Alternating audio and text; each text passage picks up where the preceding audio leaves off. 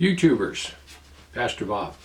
Hey, I want to talk to you guys today about what's going on. You know, we're all, because of this coronavirus, the stores are empty. There's no toilet paper, there's no rice, there's no beans, there's no pasta. All that stuff's gone. They're kind of picked over. And people are having to stay at home. A lot of people aren't going to work. The kids are home, they're not in school. And it's pretty stressful times. Not only that, a lot of people that aren't going to work, you know, their incomes now, they're going on unemployment, their income's getting cut, and that's questionable.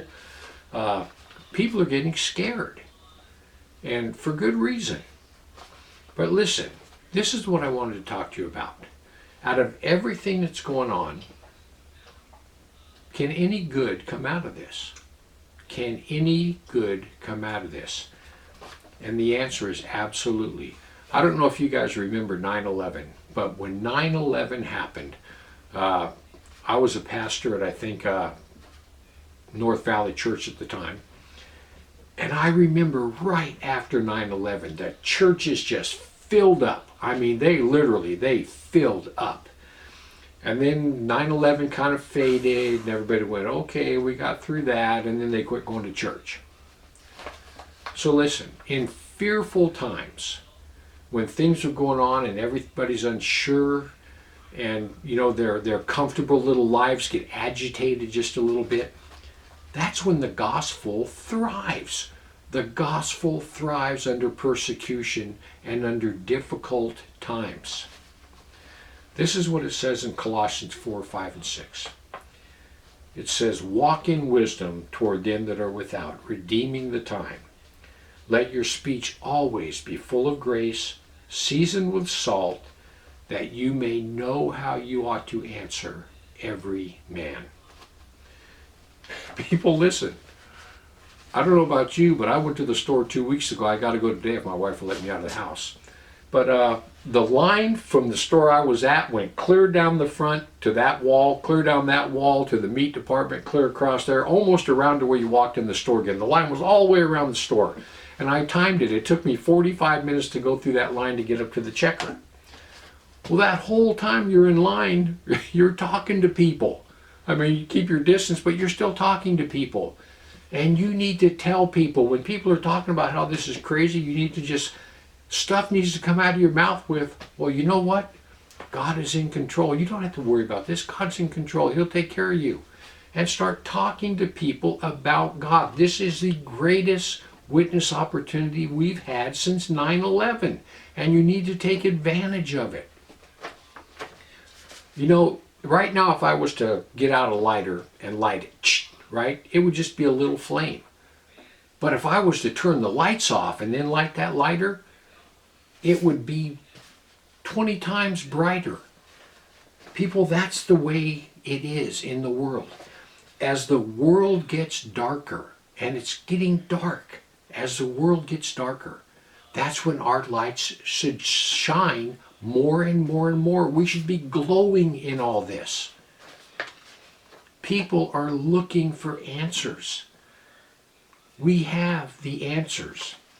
People are looking for hope.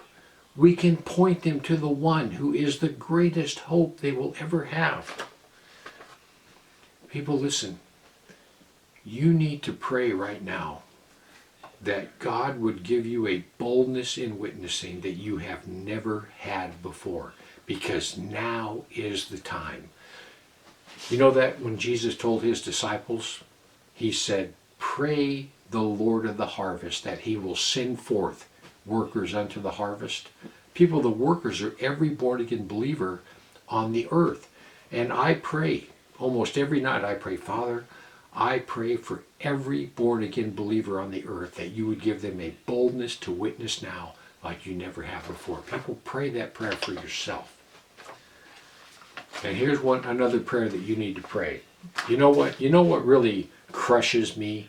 Let me tell you guys something that absolutely just crushes me every time it happens. And it happens about once a year, and when it does, I'm devastated.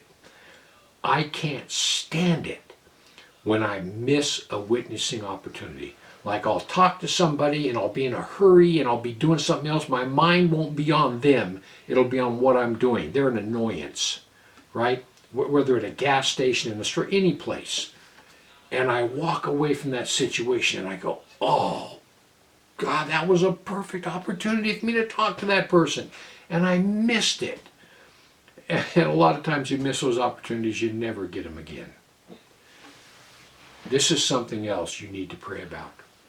You need to pray about God making you a bold witness during these times, but you also need to pray the Lord that you will recognize every opportunity you have to witness and you will not miss a single one. People, I pray that all the time. I pray, Lord, help me to recognize every opportunity that you give me to witness. Because when I miss one, I'm crushed. So anyway, listen. This coronavirus, there's a lot of good that can come out of this. There already is good coming out of it. I mean, I saw the other day that Planned Parenthoods, the abortion clinics are all closed. That means that this coronavirus so far has saved more lives than it's taken. So good does come out of this. And it's a perfect opportunity for us to tell people about the Lord Jesus Christ. When people are upset, when they're afraid, tell them, listen, God has all this under control. Point them to Him. Give them hope. Anyway, I just want to give you something to think about. Heaven or hell, you choose. Just remember, once you take your last breath, it's a done deal.